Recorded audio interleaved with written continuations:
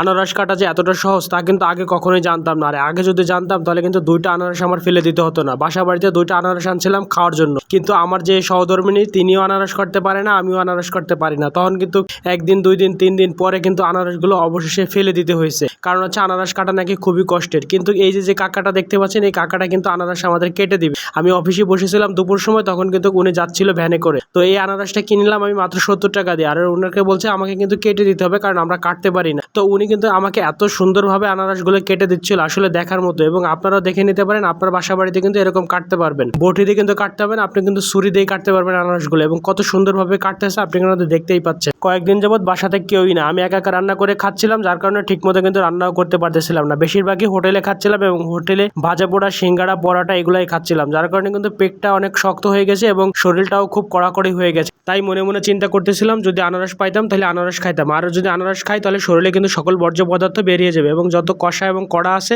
সবই কিন্তু বেরিয়ে যাবে। মুখের কথা মুখে আছে, চিন্তা ভাবনা আছে মাথায়, আর এদিকে চলে আসছে কিন্তু আমার সামনে আনারস। আর আনারস দেখেই কিন্তু আমি ঠিক থাকতে পারিনি, চলে আসলাম আনারসের কাছে। কিন্তু উনি প্রথমে দামটা অনেক বেশি চাচ্ছিল, যে এটা 100 টাকা 80 টাকা এই করতে করতে যাক অবশেষে 70 টাকা দিয়ে আনারসটা নিয়ে নিলাম। আর আনারসটা সবচেয়ে ভালো লাগছে যেটা, সেটা হচ্ছে উনি এত সুন্দর করে আনারসটা কাটছে, মনে হচ্ছিল যে রসগোল্লার মতো টকাস করে গিলে খেয়ে ফেলে। কিন্তু সবচেয়ে কষ্টের বিষয় হচ্ছে এত টাকা দিয়ে আনারসটা কেনার পরে উনি পরিষ্কার করার পরেও আবার পরিষ্কার করতেছে, যেটা আমার খুব খারাপ লাগতেছে এবং আমার কষ্ট লাগতেছে। আমার এত কষ্টের টাকার আনারসটা উনি কিন্তু বারবার চেষে ফেলে দিচ্ছে, কিন্তু আমি চাচ্ছিলাম না যে এগুলো ফেলে দিই, ওটুকু একটু খাইলে সমস্যা হয় না। তো আমি ওনাকে বললাম যে আর চাচতে হবে না, আপনি এখন আমাকে কুচাই দেন। তবে সবচেয়ে মজার বিষয় হচ্ছে আনারসটা এত পরিমাণ রস ছিল এবং এতটা রসালো ছিল, যেটা দেখে আমি বুঝতে পারতেছিলাম যে অনেক রসালো হবে।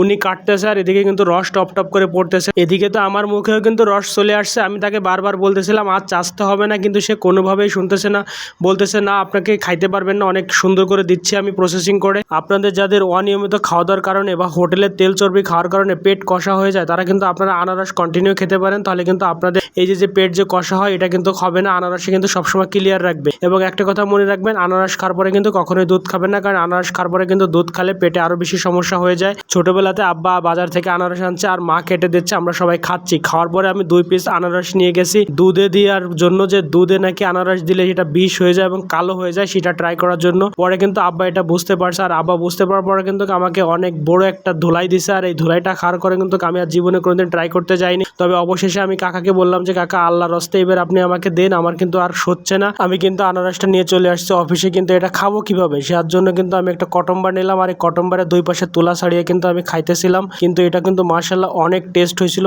খুবই দারুণ লাগতেছিল, অনেক মিষ্টি এটা। আপনারা ভিডিওটা শেষ পর্যন্ত দেখার জন্য অনেক ধন্যবাদ। আবারও নতুন কোনো ভিডিও নিয়ে আপনাদের সামনে হাজির হব, সেই পর্যন্ত আপনারা ভালো থাকেন, সুস্থ থাকেন, এই কামনা করে আজকের মতো বিদায় নিতেছি। আল্লাহ হাফেজ।